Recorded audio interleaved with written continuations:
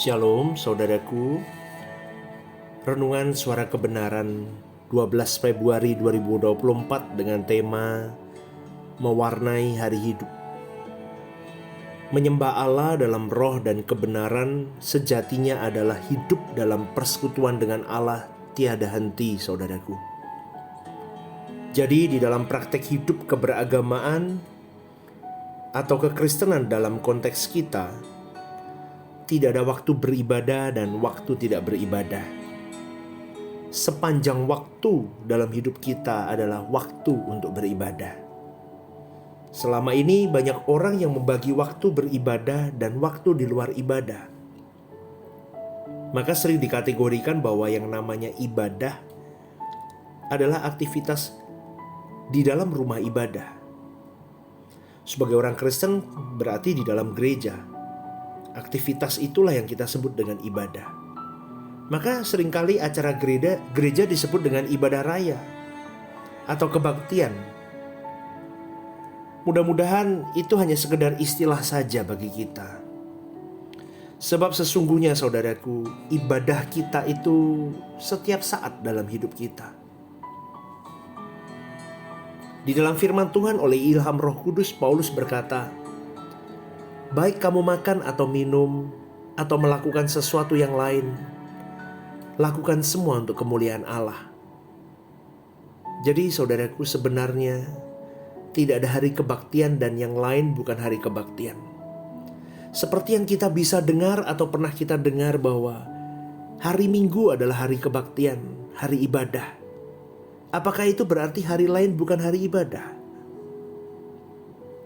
Maka ada orang yang mengistilahkan bahwa hari Minggu itu harinya Tuhan. Padahal sebenarnya setiap hari adalah harinya Tuhan. Dan setiap waktu dalam hidup kita adalah waktunya Tuhan. Kita harus berjuang untuk mewarnai setiap hari kita, setiap waktu kita dengan warna ibadah, saudaraku. Roh Kudus pasti akan menuntun kita supaya mengerti bagaimana dalam segala hal yang kita lakukan untuk kemuliaan Tuhan. Maka disitulah baru kita dapat mengerti apa artinya hidup di dalam roh. Maka untuk bisa mewujudkan hal itu, yang pertama, jangan mengingini apa yang Tuhan tidak kehendaki kita ingini, apapun juga itu. Jalani hidup kita dalam pekerjaan, bisnis, pendidikan, atau apapun untuk keluarga dan Tuhan.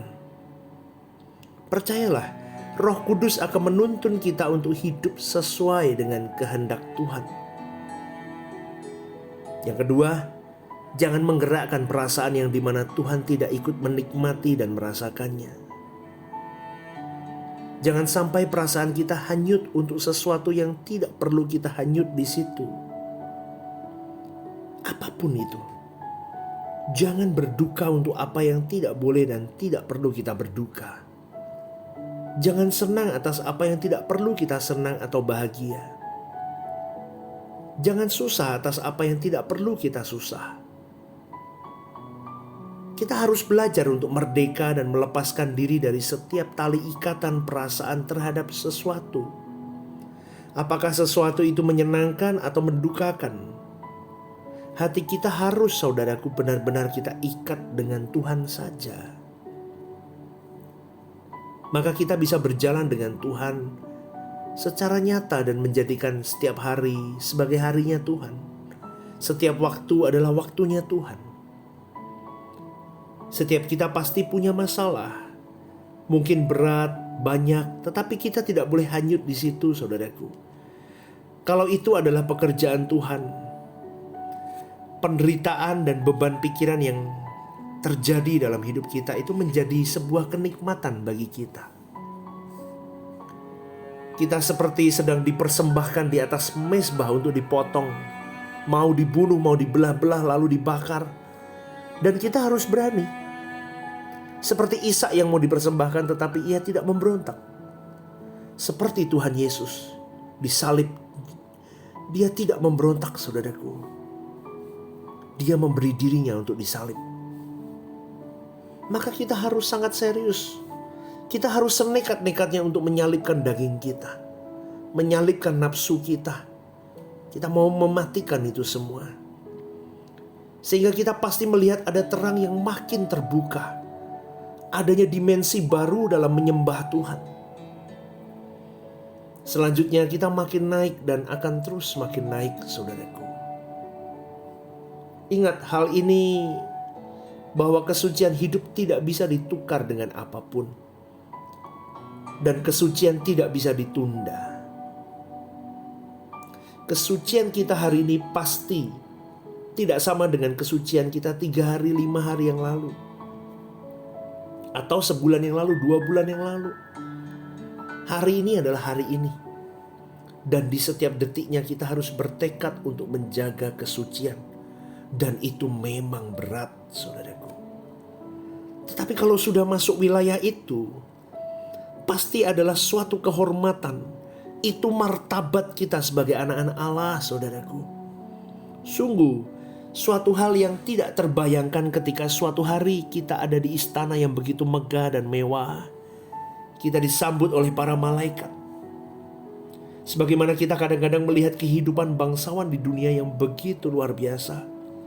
Tetapi itu tidak ada apa-apanya dibanding kemuliaan kerajaan surga, saudaraku. Jangan kita berpikir seperti orang-orang pengemis gembel begitu, saudaraku. Tetapi potongan kita boleh hari ini di muka bumi ini seperti pengemis, seperti gembel oleh manusia. It's okay. Tapi mental kita harus mental bangsawan. Karena kita adalah anak-anak Allah. Kita harus mewarnai hidup kita dengan mental bangsawan. Kita tunjukkan kualitas kita, kesucian hidup kita, kekudusan hidup kita. Dan kita tunjukkan quality kita untuk layak masuk di dalam kerajaan Allah, di dalam kemuliaan yang kekal itu suatu hari nanti. Selamat berjuang, saudaraku. Pagi hari ini saya berdoa Tuhan memberkati dan menuntun langkah kita semua. God bless you.